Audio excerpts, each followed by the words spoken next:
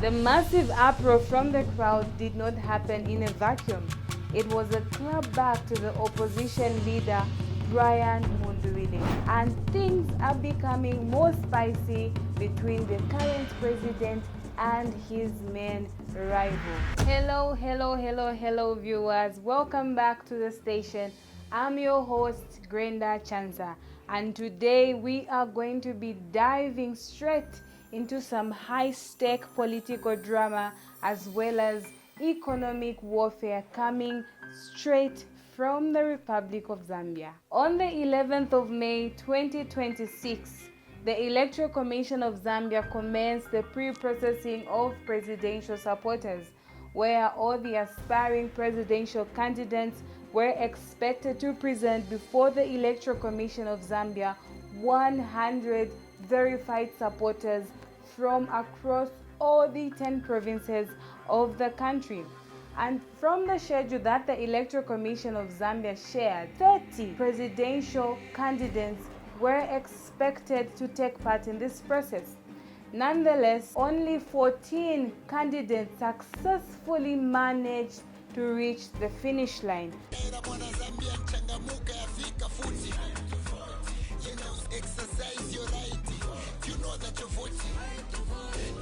Nina message ya wazanga mayu Zambian participate for violence takana vote yenda ka vote your vote count if you're 18 years and above you're eligible to vote. Yeah, I got my NRC and my voters card. I will vote count, so vote. Era mwana Zambian changamuka yafika futi yenda usanke wene ufuna kusogolele papaloti. Zambian changamuka yafika futi yenda usanke wene ufuna kusogolele papaloti. Exercise your right. You know that your vote is your right. Zambian 18 years and above na NRC ni time to vote. You go and vote. It's your right to vote. Now we are fika your son to vote. It's your right to vote. Now we are fika your son guys time to vote.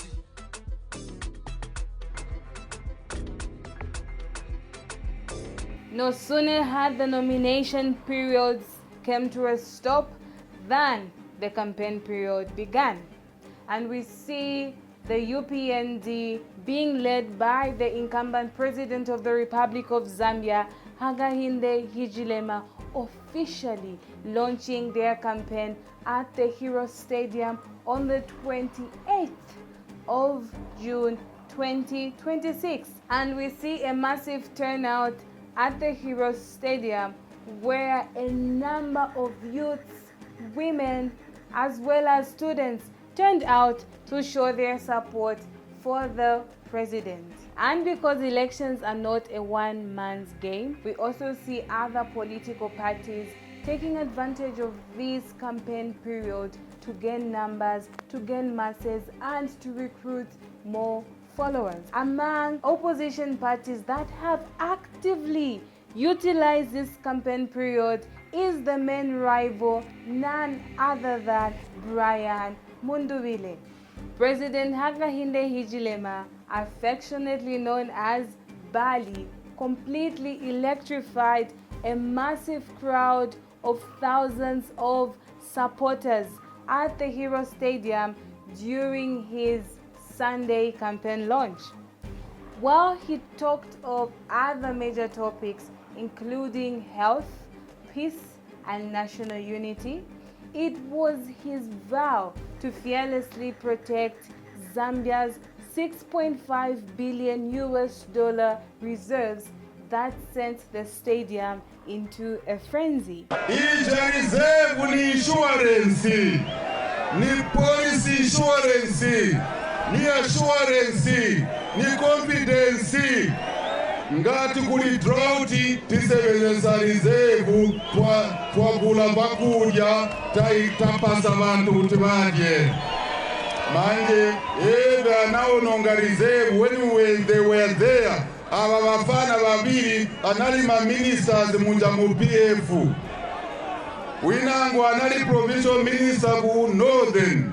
winangu ku Eastern ndiye vanadya ndalama za Zambia afuna atabwererenso ayambe kudya rizebo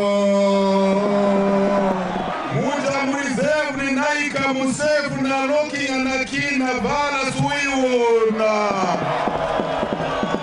The massive uproar from the crowd did not happen in a vacuum.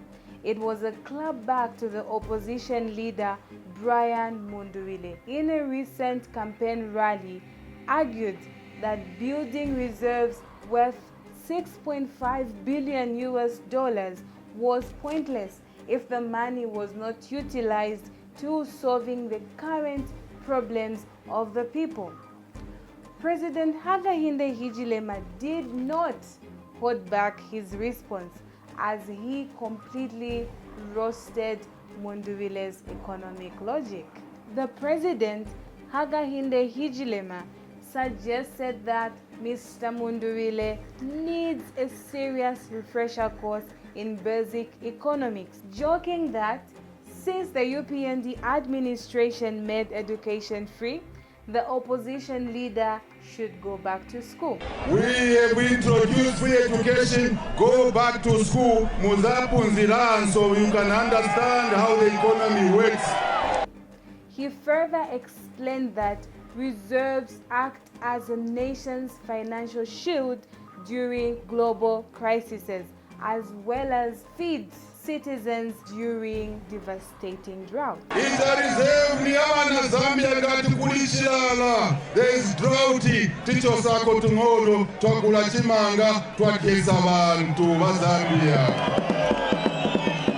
Zambia, ngati kuli nkondo, ku Middle East, we can use our reserve to support the kwacha. That's why maona kwacha ni yolimba.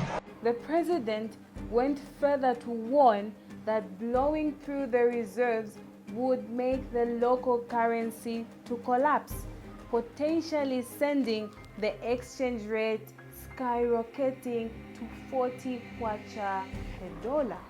Ngati tinadya reserve mwamene vanadya reserve ni shimanje kwacha inalelo kauti ikare 40 kwacha per dollar. To better understand why this matters so much, it is important that we go back to where Zambia is coming from. In November 2020, the country made headline by becoming the first African country to default during the COVID-19 pandemic by missing a $42 million Eurobond payment. Under the UPND administration, Zambia has officially exited the default status by restructuring majority of its 13.3 billion external debt. And now the currency is being named as the best performing currency. But the question remains, is Bali right by locking up the keys to the reserves? Or does the opposition party have a point about spending the money on the current problems that the people are facing? Let me know what you think in the comment section. And do not forget to smash that like button, hit the notification bell, and subscribe so you do not miss out on any of the updates. Until next time, it's bye for now.